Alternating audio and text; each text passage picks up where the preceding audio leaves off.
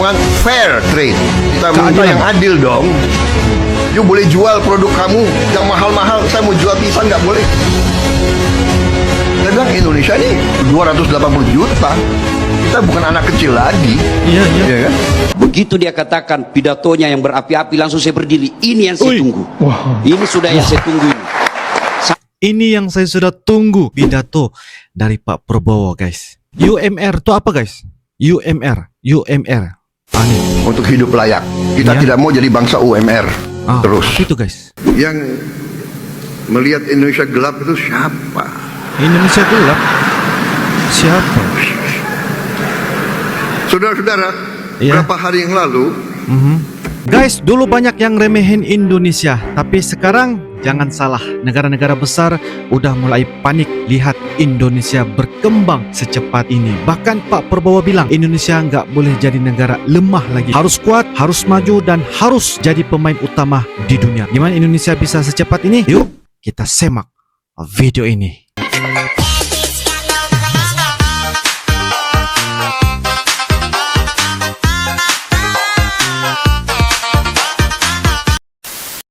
Ya, saya beberapa kali mendengarkan pidato beliau. Bahkan tadi ketika saya dengar pidato, saya tunggui. Begitu dia katakan pidatonya yang berapi-api, langsung saya berdiri. Ini yang saya tunggu. Wah. Ini sudah yang saya tunggu ini. Ini yang saya sudah tunggu, pidato dari Pak Prabowo, guys. Satu, saya berharap Bapak Prabowo dari pidatonya tadi, Mbak Sarah tadi katakan bahwa beliau itu apa yang diucapkan itu yang dilakukan. Saya berharap ya Allah, mudah-mudahan pemimpin inilah yang memulai tidak ada lagi politik pencitraan. Politik pencitraan ini dalam ilmu politik, saya belajar tentang komunikasi politik pada saat S3. Politik pencitraan itu wajar dalam dunia politik, tapi bagi orang beragama pencitraan itu kemunafikan. Dan tidak ada yang abadi dengan kemunafikan. Buktikan pemimpin yang berkata lain dengan yang bertindak lain pasti akan hina pada akhirnya. Maka saya berharap ya Allah, Prabowo ini saya berharap mudah-mudahan ini pemimpin tertinggi yang akan menghilangkan ke bawah semua pemimpin-pemimpin pencitraan. Satunya kata dengan perbuatan. Satunya kata dengan perbuatan. Yang ketiga, ketika mendengar pidato beliau, saya teringat Rasulullah ketika hijrah dari Mekah ke Madinah karena diusir, ya kan? Prabowo kan juga pernah hijrah, ya. Dan hampir semua nabi itu melakukan perjalanan jauh. Rasulullah melakukan perjalanan jauh dari Mekah ke Syam, yang kita kenal dengan Syria sekarang. Ibrahim alaihissalam melakukan perjalanan jauh dari Syam ke Mekah. Itu pesannya, kalau mau jadi pemimpin harus punya wawasan yang luas. Tidak boleh menjadi katak dalam tempurung. Harus baca perkembangan dunia. Dan Bapak Prabowo bisa dilihat pergaulan internasionalnya dengan pandainya berbahasa dengan beberapa bahasa. Nah, ketika saya dengar pidatonya, inilah yang Nabi katakan ketika beliau hijrah ke Madinah. Satu, utlubul ilma, tuntut ilmu pengetahuan. Yang kedua kata Nabi pada saat itu, ahsin kalamaka, haluskan tutur katamu. Negara kita ini sudah kehilangan tutur kata yang baik. Memaki kita boleh tidak setuju, tapi jangan memaki.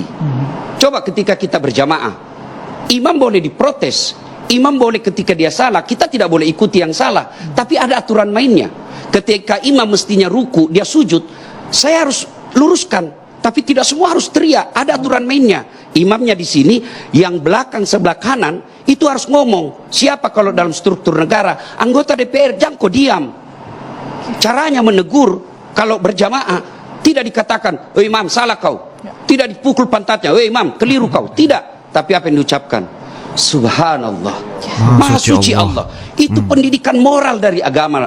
Pendidikan dalam berjamaah. Kalau salah imammu, jangan kau ikuti, tegur, tetapi dengan tetap adalah ahsin kalamak, tuturkan tutur katamu yang baik. Itulah Nabi mengajarkan kepada kita, ya Rasul, untuk apa kau diutus kamu ke bumi ini? mencerdaskan kumpulan bangsa. Bukan itu saja, tapi apa kata Nabi?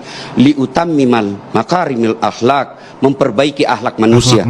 Dan saya berharap kepada para politisi, jangan ajarkan rakyat kita ini bertutur kata yang kasar, bertutur kata yang tidak etis. Karena anak-anak kita sekarang belajar dari politisi, belajar dari tokoh-tokoh. Maka kita berharap tunjukkanlah tutur kata yang baik. Dan saya berharap Bapak Prabowo memulai dari Bapak Prabowo.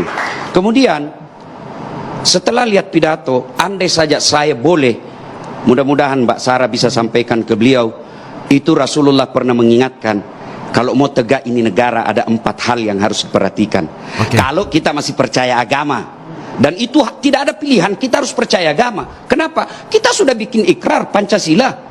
Sila pertama ketuhanan yang Maha Esa. Betul kita bukan negara Islam, tapi kita bikin deklarasi kita negara yang percaya kepada ketuhanan yang Maha Esa. Lalu agama mengajarkan sebagai orang Islam, sebagai pendakwah, satu kata Nabi, kalau mau tegak ini negara, adilnya para pemimpin. Adil itu tidak bisa dipisahkan dengan penerakan hukum. Adil itu bukan lisan, tapi adil itu adalah penegakan hukum. Negara akan kacau balau kalau hukum kita permainkan. Kenapa ada ribut-ribut di akhir kekuasaan rezim sekarang? Karena ada kecenderungan hukum ini dipermainkan. Saya belajar lihat negara Amerika, pergantian pemimpinnya, tapi apa yang tidak pernah berubah? Mereka menghargai hukumnya. Agama itu hukum. Tidak ada gunanya ada negara kalau tidak ada hukum yang ditegakkan. Maka saya berharap kepemimpinan baru ini, saya mohon dengan hormat kepada Bapak Prabowo, tegakkan hukum seadil-adilnya. Insya Allah kalau hukum ditegakkan seadil-adilnya, maka rakyat pasti mendukung sepenuh. Dan tidak perlu kampanye 2 periode. Akan 2 periode otomatis kalau dia bermimpin dengan adil. Gila, mentalnya berani banget. Ketegasan Prabowo menghadapi petinggi asing. Oh, terus saya ditanya, oh, what about free trade? Ya kan, duta besar itu, free trade. Ya, Anda sekarang larang, nikel nggak boleh free trade. Saya bilang, yes, we agree, we want free trade, but we want fair trade. Kita minta yang adil dong. You boleh jual produk kamu yang mahal-mahal, saya mau jual pisang nggak boleh. Saya bilang, Indonesia ini 280 juta, kita bukan anak kecil lagi. Iya kan? Masa kita suruh jual bahan baku kita murah-murah, ya kan? Boksit kita suruh jual gelondongan, jadi aluminium, jadi mobil, jadi pesawat terbang, jadi televisi, kita beli ke sini. Bayarnya 40 kali.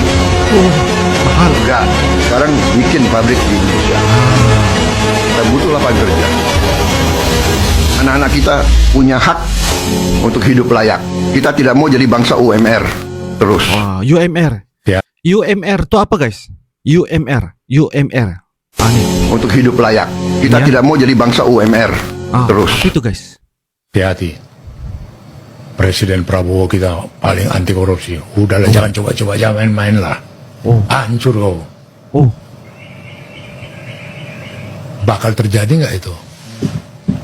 Bakal apa nggak itu?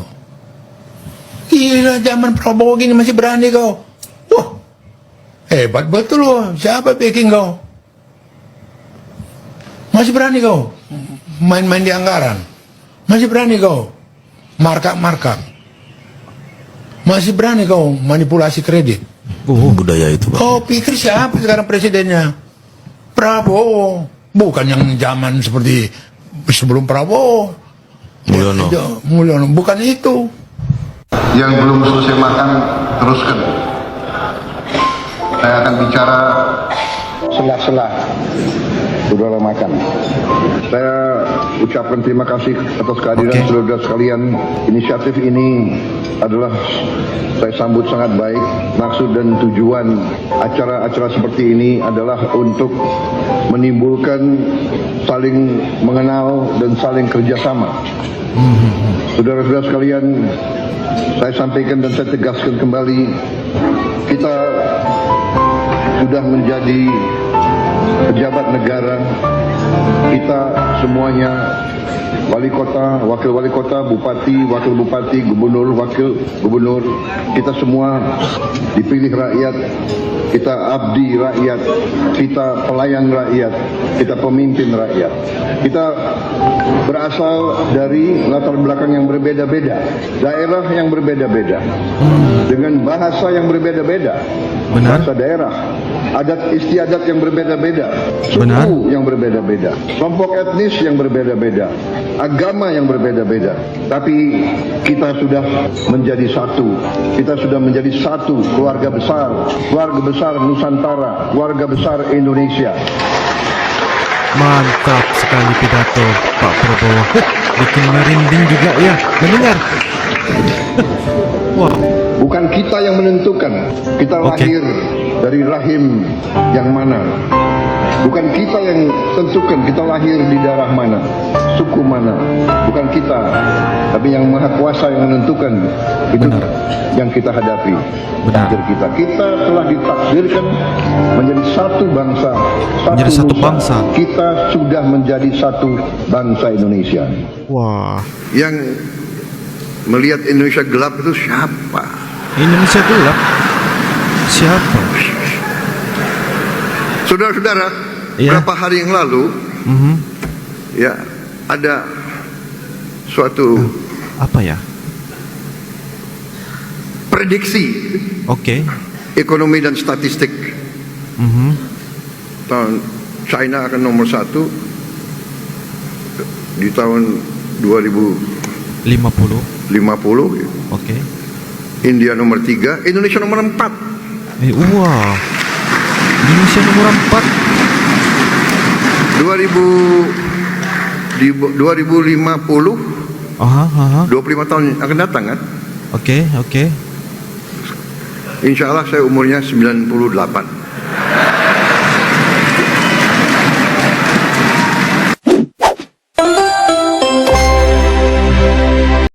Guys, dulu orang pikir Indonesia bakal susah maju.